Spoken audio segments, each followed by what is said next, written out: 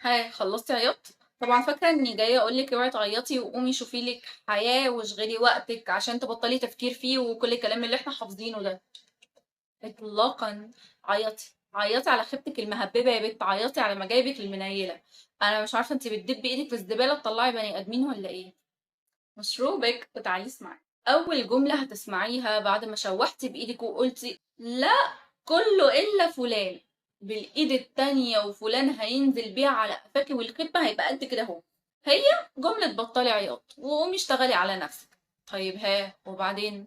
لما اشتغل على نفسي واقوم اشغل وقتي يعني وانا قلبي وعقلي مع الشخص ده ومش مبطل تفكير فيه، هل ده حل؟ يعني ابقى واخدة على قفايا وبشتغل الاتنين؟ انا بقى جايه اقول لك عيطي. عيطي وخدي وقتك، بس اعرفي انت بتعيطي ليه. هل علشان لسه بتحبيه ومستنيه مكالمه منه، ولا علشان ظلمتي نفسك وما قدرتيهاش؟ اصلها هتفرق. لو علشان لسه مستنياه يرجع لك يبقى حد يناولني الشبشب عشان انت الظاهر كده الختم مش مكفيكي وهتفضلي طول عمرك مستنيه. ولو رجع لك هيرميكي تاني عشان هو ضامن انه في اي وقت يجيله مزاج يرجع لك هيلاقيكي زي ما انت قاعده مستنياه. اصل معلش يعني هو لو عايزك هيسيبك ليه من الاول؟ انما بقى لو انت فهمتي انك ظلمتي نفسك لما دخل حياتك الاشكال دي، فخدي وقتك احزني ولكن ما تطوليش. واعتقد واحدة عاقلة زيك مش هتسمح بأي فرصة تانية للرجوع، ولا هتسمح انها تفضل متعلقة بالماضي. وكلامي ده مش معناه ان الشخصية الاولى هتفضل تقع في نفس الحفرة والتانية لا، ولكن في فرق بين اني امشي في طريق وانا مغمضة عيني علشان مصممة ما اشوفش ان في حفرة، واني باصة قدامي وشايفة مكان الحفرة وعارفة هعديها واكمل ازاي. عمر الطريق ما هيخلى من الحفر، وعمر الحياة ما هتبقى وردي دايما. على فكرة انا عارفة ان المشاعر حاجة مش بايدينا، بس انتي بايدك تعرفي قيمة نفسك وتقدريها. علشان لو من البداية انتي فاهمة الدرس كان هيبقى اخف من كده. فبلاش بقى نرمي التهمة على الطرف التاني ونقول هو شخصية توكسيك ومؤذي. تمام، بتاعته هو، شخصيته هو تخصه، وعقلك ونضجك ووعيك يخصك انت، انت المسؤولة عنه. هتقولي لي الشخصية ما بتبانش غير مع التعامل، هقولك جدعة. وبعد ما بانت مستنياه يرجع لك ليه بقى؟ هتقولي لي اصل اتعلقت والذكريات.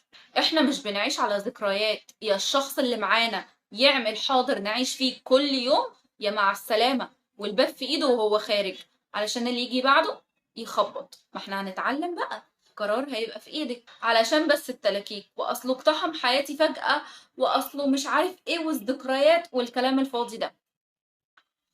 هتبقي مسؤولة عن حياتك، اللي هيجي هيخبط وانت اللي في ايدك تقبلي او ترفضي.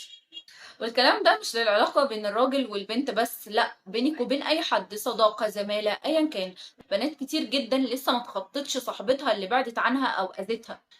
والمشكلة بقى ان من كتر ما هي لسه متعلقة بيها بتلوم نفسها وتقول لو بس كنت عملت مش واخدة بالي من الاذى اللي هي سببتهولي كنا هنفضل صحاب. بجد؟ يعني انت تتأذي عادي بس المهم تفضلوا صحاب؟ واللي تقول بقى طب ليه ربنا حط الشخص ده في طريقي طالما هيبعدوا عني وهيكشفوا على حقيقته؟ يا جماعة ربنا ليه حكمة في كل حاجة بتحصل لنا، احنا بس اللي بنصمم نشوف الامور بطريقة تانية. بل بالعكس، ده ربنا من رحمته بينا بيهيئنا وبيبعت لنا دروس نتعلم وينور بصيرتنا في الوقت المناسب، عشان لما يجي الشخص الصح نعرف قيمته ونقدر نحافظ عليه، لاننا هنكون عرفنا الفرق. هاتلي كده شخص دخل في حياته طرف تاني جميل وحنين ومفيش منه اتنين، تفتكروا الطرف الأول ده هيتعامل معاه ازاي؟ عادي، هيشوف كل اللي بيقدموه شيء عادي، مش هيديله أي اهتمام أصلا. تعالى اسحبه منه بقى ودخل حياته طرف تاني مؤذي وقاسي توكسيك، وقتها هيفهم قيمة اللي قبله ولا لأ؟ وهيندم، هيندم إنه ضيعه من إيده. بيحصل؟ بيحصل كتير جدا، والدليل انت اهو، اللي سابك ده وانت كان ناقص تشيليه فوق دماغك. انت فاكره انه مش هياخد درس يخليه ندمان عليكي طول العمر؟ فليه بقى نعترض على حكمه ربنا؟ مش الاحسن اننا نتعلم الاول وبعدين ناخد حاجه نظيفه ولا ايه؟ تمام. نتخلص من التعلق ازاي بقى؟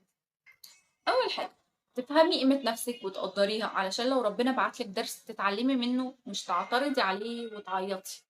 تاني حاجه افهمي ان الناس محطات وخليكي دايما متوقعه اي حاجه من اي حد، علشان الصدمة تكون أخف.